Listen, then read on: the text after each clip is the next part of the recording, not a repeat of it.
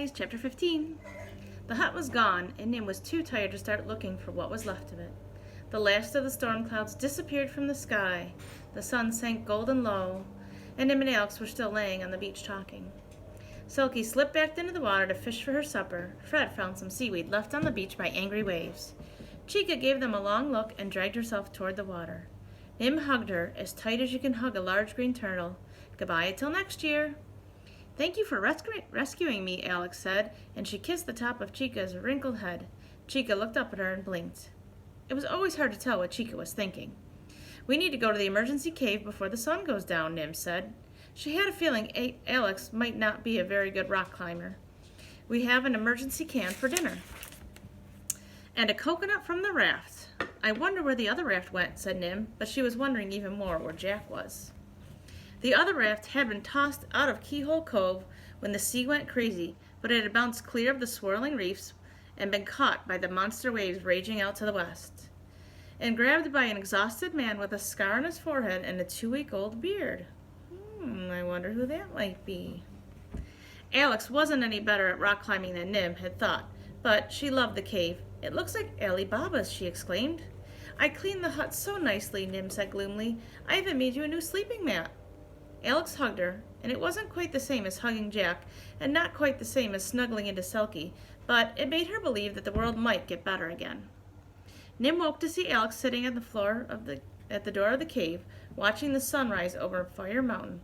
And look at that sea, said Alex. The waves rolled gently, washed clean and blue. Birds soared and swooped, squeaked and fished. Iguanas and lizards scrambled. Sea lions lazed, and their king's honk echoed across the water. Selkie woofed good morning, but when Nim had hugged her and rubbed noses, Selkie slid down the rocks, and a moment later her brown head popped up to the sea lion point beside the king's. Fred gazed for seaweed in the tidal pods. He didn't quite trust this ocean yet. Nim and Alex had a coconut and emergency rice pudding for breakfast, set up the satellite dish and the solar panel on a flat rock above the cave, plugged the computer and phone into charge, and went out to explore. They went to Turtle Beach, Sea Lion Point, the Hissing Stones, and Keyhole Cove, where it all began, said Alex. Because if I hadn't done the experiment, I wouldn't have been able to write back again, and you never would have come. Alex, that already seemed impossible. They went on exploring. Nim's beautiful island was shredded and messy with bits of hut, pieces of shirt and desk, coconuts, palm branches, broken trees, laying down bushes. It's as if a giant had had a tantrum, Alex exclaimed. The garden was worse. It looked as if Selkie had taken her sea lion family up for a party. Pea plants were smashed, avocados were mushed, and tomatoes were soup. Some plants had so few leaves it was hard to remember what they used to be. The garden shed, with the bananas still on their hooks, had been lifted right over and dropped neatly in the middle of a bamboo grove. Nim and Alex collected 3 green pineapples, a few smashed strawberries, and a scattered pea pods. They hauled broken bits out of the pool and into the compost heap, and saved 2 avocados, a tomato, and 10 more strawberries. All the sweet potatoes will be safe, Nim said, when we feel like digging them.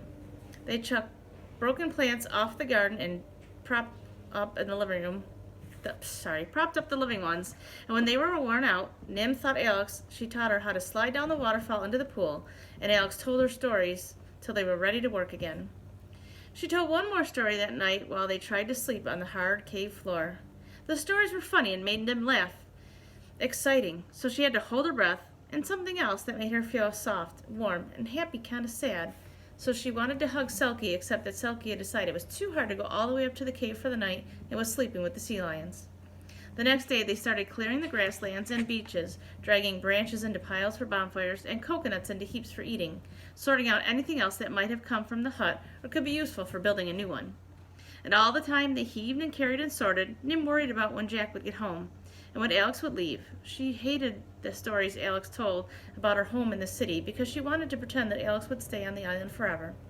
They took a different path to the garden and found Nim's favorite blue glass bottle, her comb, a good piece of rope under a dead jellyfish, and her wagon hooked on a branch at the top of a tree. The tree wasn't hard to climb, but it was a long stretch from the last safe branch to where the wagon tumbled to the ground, and so did Nim. The scab rubbed off her knee and it began to bleed again. Nim didn't cry, but Alex did. I had bandages and cream, a whole first aid box for you, she sobbed.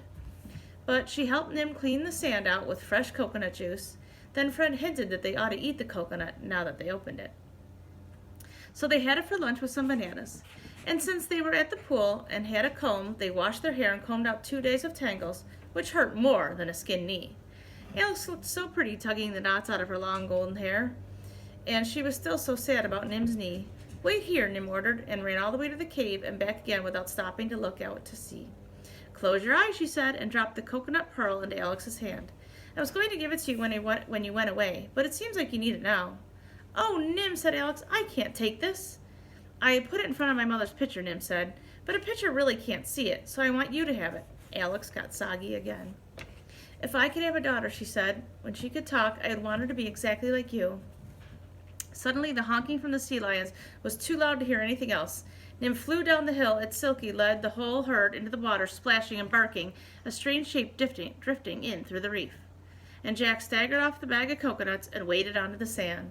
Then he and Nim did a wild, "What happened? You're okay," laughing, hugging dance, when Jack went pale as he stared at where the hut used to be.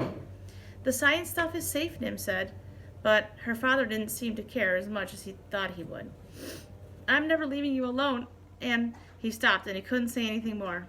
Alex was coming down the hill. "There's something I've got to tell you," said Nim. Okay, so we only have one chapter left to see how this wraps up. So tune in for chapter 16.